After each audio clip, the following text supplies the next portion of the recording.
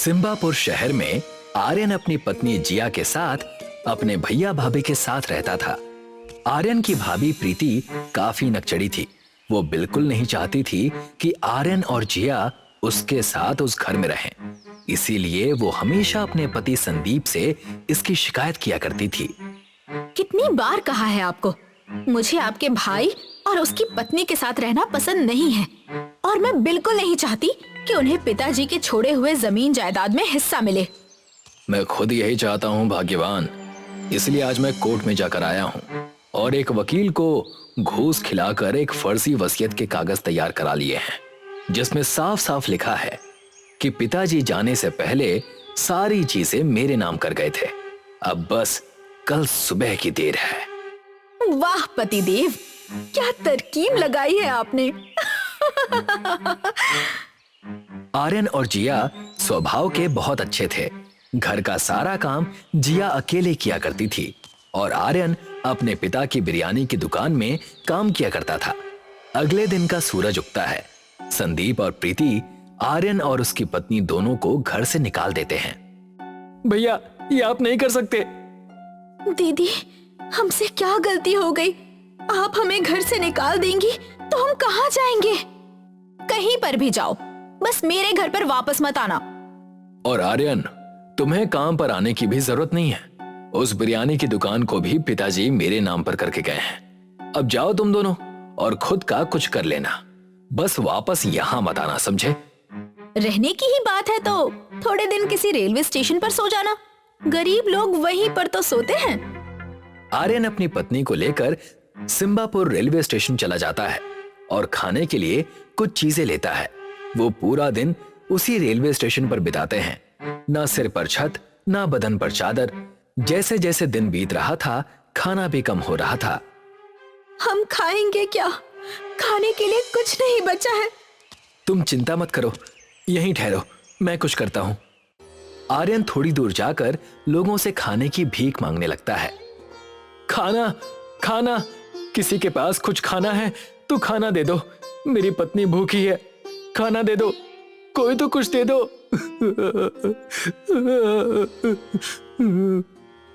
आर्यन अपनी हालत पर फूट फूट कर रोने लगता है। तभी वहां पर एक छोटी लड़की आर्यन के पास आकर कहती है, आप रो क्यों रहे हो? मैं आपको खाना देती हूँ। आज मैं अपना टिफिन लाना भूल गई और मम्मी ने मुझे आज बिरयानी और मेरे दोस्तों के लिए मोमोज पैक करके दिए हैं। आप रोइए मत, मैं आपको अपना टिफिन देती हूँ। बेटी, तुम्हारा बहुत बहुत शुक्रिया। ईश्वर हमेशा तुम्हारे साथ रहे। ईश्वर से मेरी यही प्रार्थना है।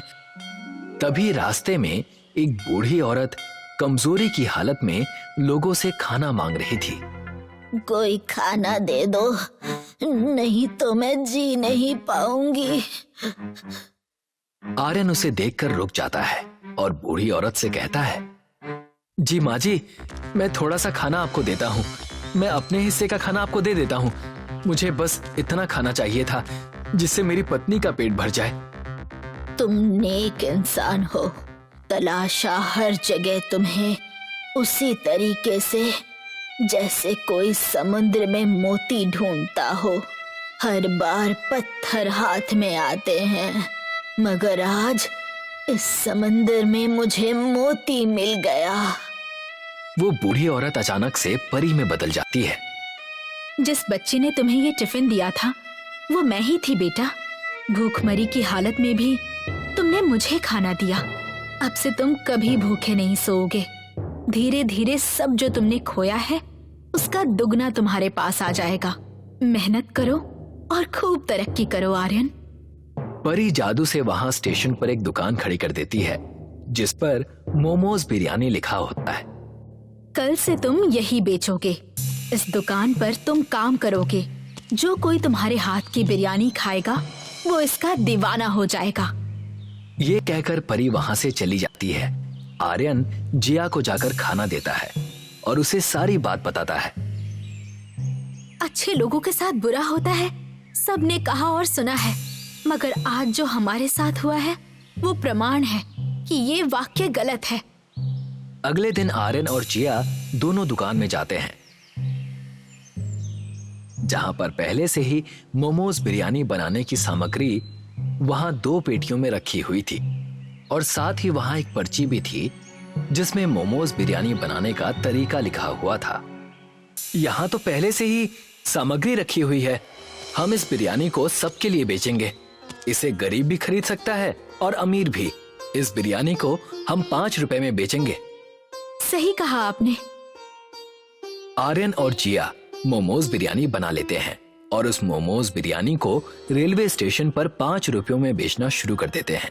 थोड़ी देर बाद वहां कई सारे लोग उनकी बनाई हुई मोमोज बिरयानी खाने आ जाते हैं। बेटा, शुक्रिया, तुमने हम गरीबों को अपने ध्यान में रखकर ये अनोखी मोमोज बिरयानी 5 रुपए में बेचना शुरू किया। हमने भी दिन सहे हैं, हमें पता है कि कैसा लगता है। आप निश्चिंत रहिए और ये बताइए कि आपको और बिरयानी चाहिए क्या, क्योंकि उसके लिए और पैसे देने की जरूरत नहीं है। धीरे धीरे आर्यन और जिया की मोमोज बिरयानी पूरे शहर में प्रसिद्ध हो गई। सब लोग उसकी दुकान पर 5 रुपए की मोमोज बिरयानी खाने आने लगे। कई शहरों के धनवान भी उसके पास 5 रुपए वाली मोमोज बिरयानी खाने आते और उसे कई सारे पैसे देकर जाते। ये खबर हवा की तरह संदीप और प्रीति तक भी पहुंच जाती है। ये मैं क्या सुन रही हूँ पतिदेव?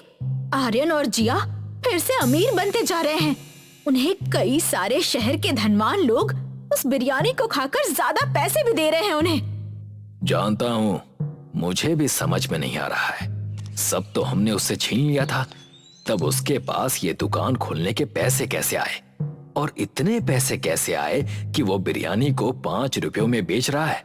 हम दोनों को जाकर देखना पड़ेगा, भाग्यवान। मगर वो हमसे बात भी करेगा क्या? वो सब मुझ पर छोड़ दो। मैं अपने भाई को जानता हूँ, उसका दिल बहुत कोमल है। वो मुझसे गुस्सा नहीं रह सकता है। संदीप और प्रीति दोनों आर्यन और जिया से मिलने उनकी दुकान पर पहुंच जाते हैं। मेरे भाई आर्यन, मुझे माफ कर देना, मुझसे गलती हो गई थी। जिया, मुझे भी माफ कर दो। हमने तुम लोगों के साथ बहुत बुरा किया। अरे दीदी, कोई बात नहीं। बुरा तो हमारे साथ हुआ, मगर हम टूटे नहीं और आप हमारे पास आ गईं, तो मैं अभी कह सकती हूँ कि परिवार हमसे झूठे नहीं। संदीप भैया, हमने आप दोनों को माफ किया। मैं आप दोनों को मोमोज बिरयानी खिलाता हूँ।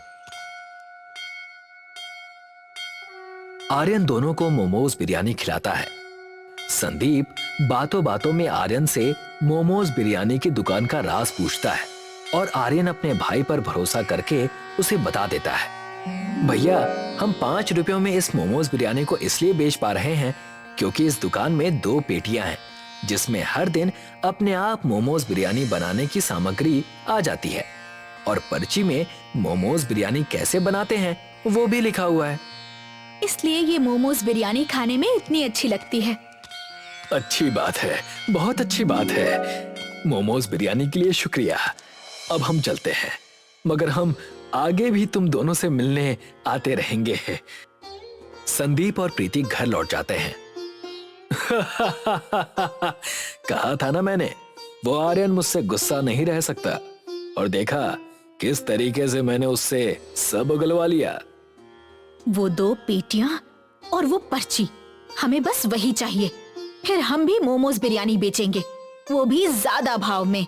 सोचो सोचो पतिदेव, कितने पैसे होंगे हमारे पास। कुछ योजना बनाओ। मैंने योजना सोच रखी है भाग्यवान, बस तुम मेरे साथ चलना। अगले दिन रात को आर्यन और जिया अपनी दुकान को बंद करके चले जाते हैं और संदीप और प्रीति रेलवे स्टेशन में प्रवेश करते हैं। प्रवेश करते ही उन्हें वो बच्ची मिलती है जिसने आर्यन को मोमोज और बिरयानी की टिफिन दी थी।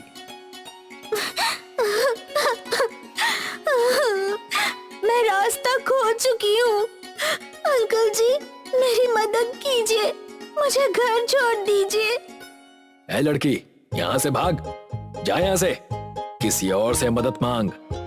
अरे, ये बच्ची यहाँ कैसे आ गई? ए, समझ नहीं आता क्या? निकल यहाँ से। वो बच्ची वहां से रोते रोते चली जाती है। संदीप और प्रीति आर्यन की मोमोज बिरयानी की दुकान पर पहुंचते हैं। देखो, यही है वो पेटियां जिसमें हर दिन उस अनोखी मोमोज बिरयानी बनाने की सामग्री अपने आप आ जाती है।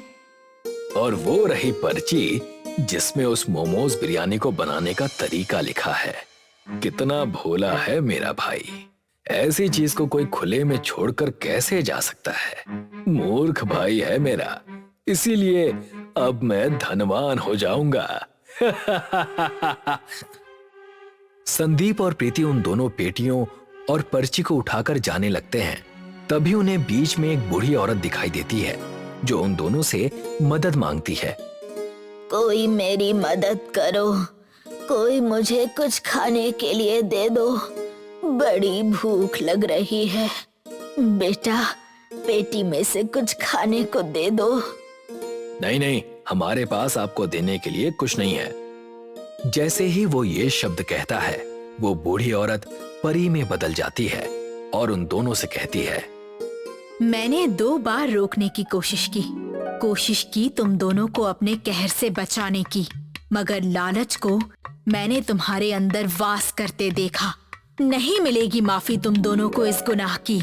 धनवान होना था तुम दोनों को, अब सब छीन लिया जाएगा तुमसे। कूदता था तुम्हारा मन पैसा देखकर, अब कूदते रहना जिंदगी भर एक मेंढक की तरह। संदीप और प्रीति दोनों मेंढक में बदल जाते हैं। अगली सुबह होती है, आर्यन अपनी दुकान खोलता है और उसे वो दोनों पेटियां अपनी जगह पर ही दिखती हैं, जैसे पिछली रात कुछ हुआ ही ना हो। शहर में आर्यन आगे और कई सारी जगहों पर अपनी 5 रुपए की मोमोज बिरयानी की दुकान खोल लेता है और अपनी जिंदगी आराम से जीता है। एक गांव में अभिमन्यु नाम का व्यक्ति पनीर बिरयानी बेचा करता था। एक दिन अभिमन्यु बाजार में पनीर बिरयानी का ठेला लगाकर ग्राहकों को आवाज लगा रहा था। आइए आइए और पनीर बिरयानी का आनंद उठाइए। सभी का धंधा इस समय चल रहा है मंदा। मेरी बिरयानी के साथ मिला हुआ पनीर इस गर्मी में आपको कर देगा ठंडा। तभी वहाँ पर मुखिया आकर अभिमन्यु से बोला, अरे क्या बात है अभिमन्यु, कितनी देर से देख रहा हूँ कि ग्राहकों को आवाज लगा रहे हो, मगर कोई तुम्हारी पनीर बिरयानी खाने ही नहीं आ रहा। ऐसी बात नहीं है मुखिया जी, कुछ देर बाद देखिएगा कि कितने ग्राहक मेरे ठेले पर आकर बिरयानी खाने का आनंद उठाएंगे। अभिमन्यु, ये गर्मी का मौसम है, तुम पनीर बिरयानी बेचने की बजाय कोई नया आइटम क्यों नहीं बेचते? नहीं मुखिया जी, पनीर बिरयानी मेरे पिताजी भी बेचा करते थे और उन्होंने ही मुझे पनीर बिरयानी बनानी सिखाई थी। मैं इस धंधे को नहीं छोड़ूंगा। कुछ देर में अभिमन्यु के ठेले पर लोगों की भीड़ लगने लगी और देखते ही देखते अभिमन्यु की पनीर बिरयानी खत्म हो गई। मुखिया मुस्कुराते हुए अभिमन्यु से बोला, मान गए अभिमन्यु, तुम्हारी पनीर बिरयानी का स्वाद गर्मी में भी लोगों को अपनी ओर खींच लाता है। अभिमन्यु मुस्कुराता हुआ घर चला गया और मुखिया भारी मन से अपने खेत की ओर चला गया। खेत पर उसका भतीजा चंदू मुखिया का इंतजार कर रहा था। चाचा जी, क्या आपने अभिमन्यु से बात की? हाँ, मैंने अपने तरीके से उससे कहा कि वो पनीर बिरयानी की जगह कोई और आइटम क्यों नहीं बेचता, मगर उसने मना कर दिया।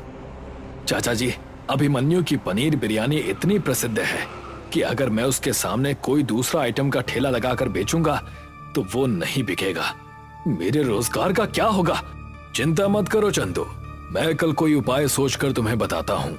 इधर अभिमन्यु की पत्नी बिंदिया अभिमन्यु से बोली, कल तुम्हारे पीठ पीछे मुखिया जी घर पर आए थे, बोल रहे थे कि गर्मी का सीजन चल रहा है, तुम अपने पति से कुछ और बेचने के लिए क्यों नहीं कहती? ये मुखिया जी भी ना मेरे पीछे हाथ धोकर पड़ गए हैं। अरे भाई, जब मेरी पनीर बिरयानी सारे गांव में प्रसिद्ध है तो फिर मैं दूसरा आइटम क्यों बेचूं? सही बात है, आपकी पनीर बिरयानी तो भीषण गर्मी में भी लोग खाना पसंद करते हैं जी।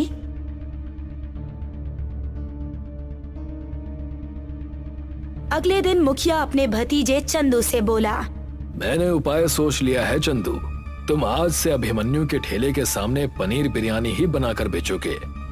चाचा जी, आपको लगता है कि मेरी बनाई हुई पनीर बिरयानी ग्राहक खरीदेंगे? पूरी बात तो सुन लो चंदू, तुम अपने ठेले के अगल बगल अच्छी वैरायटी के छाते भी लगाओगे ताकि लोगों को बैठने में सहूलियत हो। और तो और तुम हर पनीर बिरयानी की प्लेट के साथ एक कोल्ड ड्रिंक लोगों को मुफ्त पिलाओगे। चाचा जी, इस तरह से तो मुझे मुनाफा कम और घाटा ज्यादा होगा। मूर्ख कहीं के, जब तुम ऐसा करोगे तो सारे ग्राहक तुम्हारी तरफ खुद ब खुद खींचे चले आएंगे। एक बार उसके ग्राहक टूटकर तुम्हारे पास आ गए तो उसके बाद तुम अपनी मर्जी के मुताबिक बिरयानी की प्लेट के दाम रख सकते हो। तुम नहीं जानते चंदू, इस देश में लोग मुफ्त का माल देखकर बड़े ही जल्द खींचे चले आते हैं। और रहा सवाल अभिमन्यु का, तो उसके ठेले के साथ मुझे क्या करना है, ये मैं अच्छी तरह से जानता हूँ।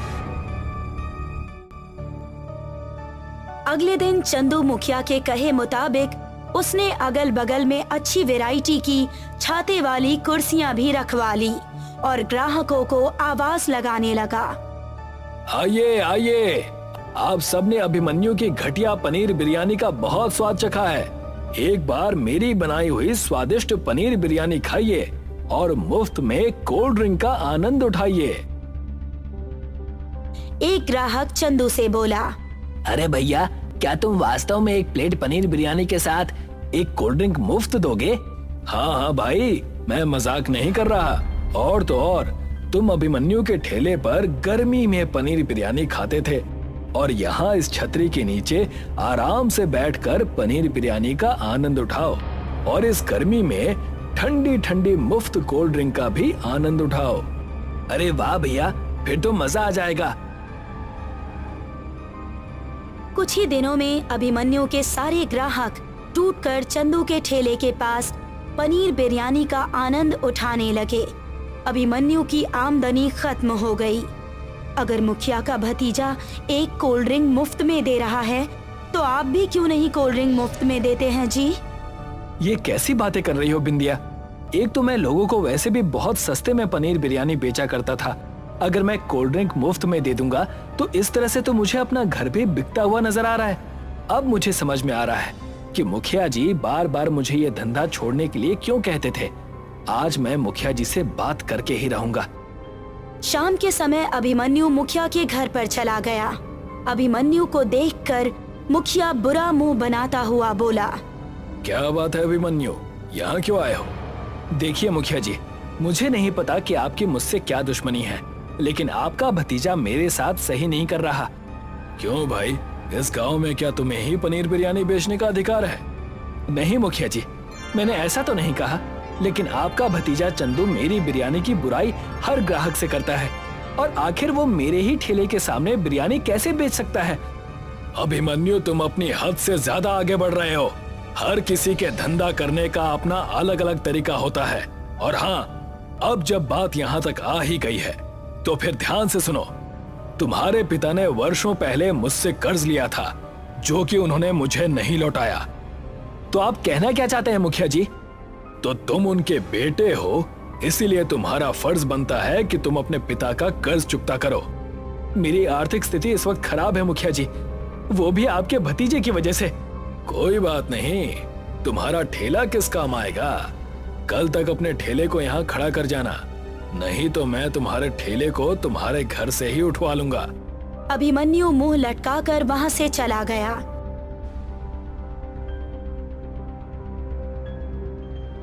अगले दिन मुखिया के आदमी अभिमन्यु का ठेला भी उठाकर ले गए। अभिमन्यु बेरोजगार हो गया। कुछ दिन ऐसे ही बीत गए। आखिर आप कब तक ऐसे ही घर पर बैठे रहेंगे? कुछ समझ में नहीं आ रहा बिंदिया, यहाँ तक कि धंधा और ठेला भी हाथ से चला गया। अब मैं क्या करूं? मुखिया ने जरूर आपसे झूठ बोला है।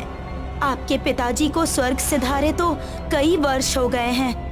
उन्होंने तो आपसे कभी जिक्र नहीं किया कि मुखिया से उन्होंने कुछ पैसे उधार लिए थे। जानता हूँ बिंदिया, लेकिन जानते हुए भी मैं कुछ नहीं कर सकता। अब तो लगता है कि जैसे इस गांव को छोड़कर जाना पड़ेगा। वैसे भी अब मेरा यहाँ मन नहीं लगता। इतना बोलकर अभिमन्यु क्रोध से एक बक्से पर लात मार दी। बक्से से कुछ सामान नीचे गिर गया। ये क्या किया आपने? ये तो आपके पिताजी का पुराना बक्सा था। अभिमन्यु ने अपनी पत्नी की बात का कोई जवाब नहीं दिया और वो बक्से से गिरे एक बहुत पुराने कागज को पढ़ने लगा। ये आप क्या पढ़ रहे हैं जी? क्या है ये तो पिताजी की हैंडराइटिंग है बिंदिया। सिर्फ पिताजी ही इस गांव में 5वीं क्लास पास थे। इसमें बर्फ की बिरयानी के बारे में कुछ लिखा है। अचानक अभिमन्यु को कुछ याद आया। मुझे याद आ रहा है, पिताजी बर्फ की बिरयानी के बारे में माँ से बात तो किया करते थे कि वो एक दिन बर्फ की बिरयानी बनाकर बेचेंगे। लगता है ये वही है। अगर ऐसी बात है तो फिर आप बर्फ की बिरयानी क्यों नहीं बेचते? अगर आपके पास पैसे नहीं हैं, तो मेरे पास एक चांदी का हार पड़ा हुआ है, आप उसको गिरवी रखाइए और अपना धंधा फिर से शुरू कीजिए।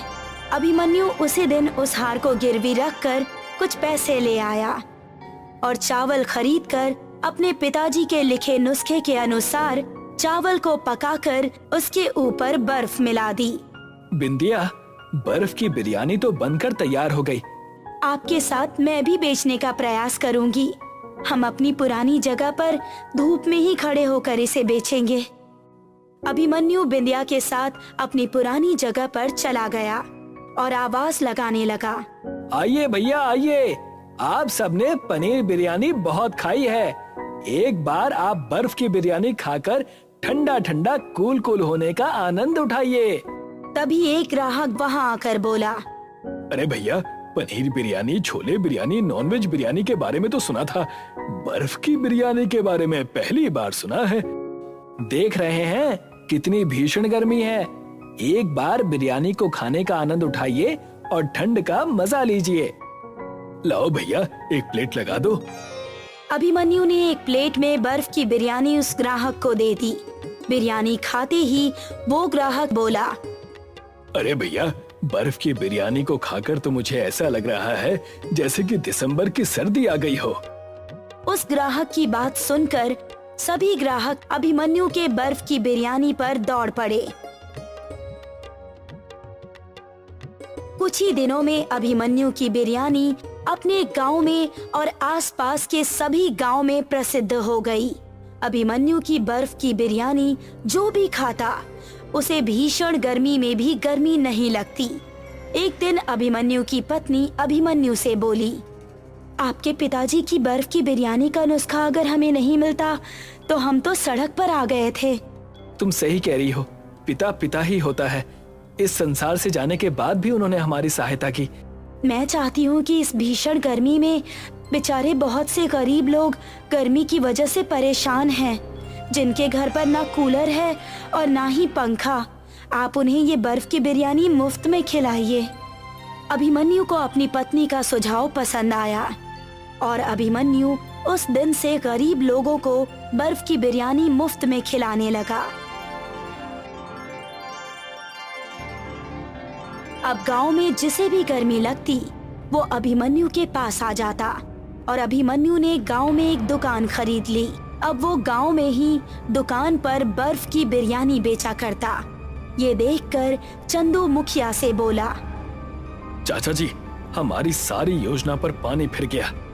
सही कहते हो तुम, पता नहीं इस चंदू के पास बर्फ की बिरयानी बनाने का नुस्खा कैसे आ गया। उसकी बर्फ की बिरयानी खाने के बाद किसी को गर्मी ही नहीं लगती।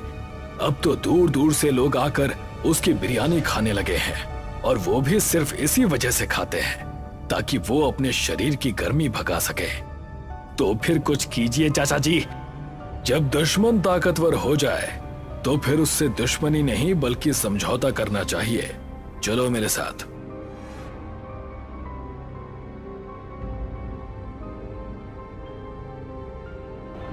मुखिया चंदू को लेकर अभिमन्यु के घर पर चला गया। मुखिया और चंदू को देखकर अभिमन्यु चौंकता हुआ बोला, मुखिया जी, आज आपको इस गरीब की याद कैसे आ गई?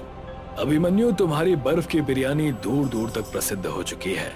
अब तो लोग हमारे गांव का नाम भी बर्फ की बिरयानी के नाम से जानने लगे हैं। लेकिन मैं तुमसे समझौता करने आया हूँ। मेरा और आपका तो कभी कोई झगड़ा ही नहीं था मुखिया जी, तो फिर समझौता किस बात का? तुम एक नंबर के मूर्ख हो अभिमन्यु। तुम्हारे हाथ में बर्फ की बिरयानी का नुस्खा है। तुम चाहो तो इससे लाखों रुपए कमा सकते हो, लेकिन तुम पैसे कमाने की बजाय गरीब भिखारी को मुफ्त में बर्फ की बिरयानी खिला रहे हो। मुझे लगा था कि शायद आपको अपनी गलती का एहसास हो गया है, इसीलिए आप यहाँ आए हैं। पर मैं गलत था मुखिया जी, पैसा ही सब कुछ नहीं होता। गरीब की मदद करने से हमारे मन को जो शांति मिलती है ना, वो किसी भी पैसों से नहीं खरीदी जा सकती। आप यहाँ से जा सकते हैं। मुखिया और चंदू मुंह लटकाकर वहां से चले गए। अभिमन्यु आज भी बर्फ की बिरयानी बनाता है और उन्हें बेचता है।